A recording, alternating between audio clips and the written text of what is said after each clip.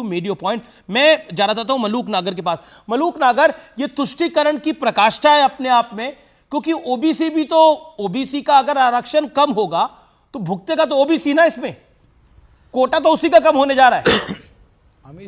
अगर ऐसा होता है तो कर्नाटक का मॉडल अगर अपनाया जाता है तो किसी देखिए माननीय प्रधानमंत्री जी स्पष्ट कर चुके हैं इस बारे में कि ओबीसी का आरक्षण कम नहीं होगा। और जो जहां तक बात कांग्रेस की है, कांग्रेस हो चाहे कोई भी पार्टी हो, किसी की हिम्मत नहीं है उस 56-60% पिछड़े अति पिछड़ों के आरक्षण को कोई कम कर सके इस देश में।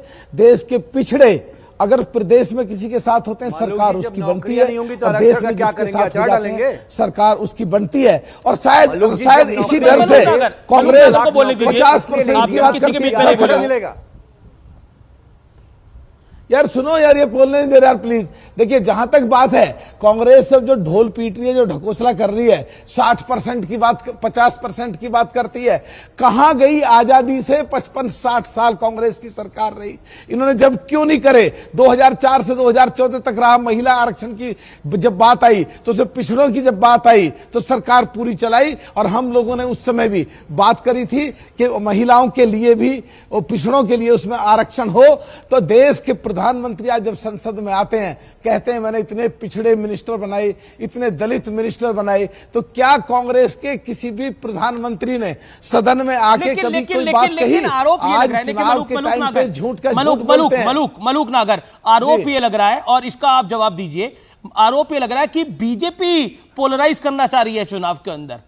कांग्रेस ने ये बात बोली नहीं। तेरे कर्नाटक का मॉडल की बात है, वो कर्नाटक में हो रहा है, देश में कांग्रेस ऐसा लागू करने जा रही है। कांग्रेस ने अभी तो नहीं बोला, हालांकि दिग्विजय सिंह ने, अखिलेश यादव जी ने भी, राशिद अल्वी जी ने भी, रहमान खान जी ने भी, सलमान खुर्शीद ने भी पूर्व में ये बातें बोली हुई हैं, पूर्व में, अभी नहीं बोली, इस चुनाव में नहीं। कौन क्या करने जा रहा है, कौन, देखिए अमीश जी, कौन क्या आरोप लगा रहा है, देश की जनता सब देख रही है। विदेश में बैठकर के जो अपने वो सैम पिथौड़ा जी कुछ का कुछ बोल रहे हैं, कांग्रेस ये तो स्पष्ट करे वो कांग्रेस में नहीं है, या कांग्रेस ये कांग्रेस में है भाई, उनके ओवरसीज चेयरमैन है, कैसे स्पष्ट करे कांग्रेस में नहीं है? कांग्रेस में लोकतंत्र है, अगर लोकतंत्र है तो लोकतंत्र में सब अपने विचार को रख रहे हैं। यही आया जयराम रमेश जी ने बोला है, हम तो वही दिखाते हैं जो बोला जाता है, जो दिखाया जाता है। Okay sir, okay. Kanchana Yadav from RJD.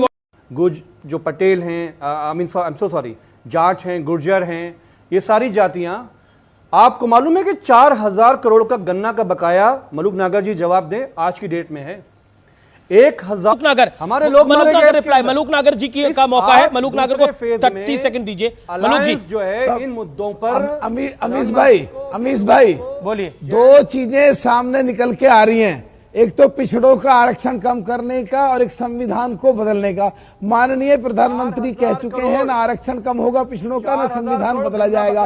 56% लोग पिछड़े हैं देश में।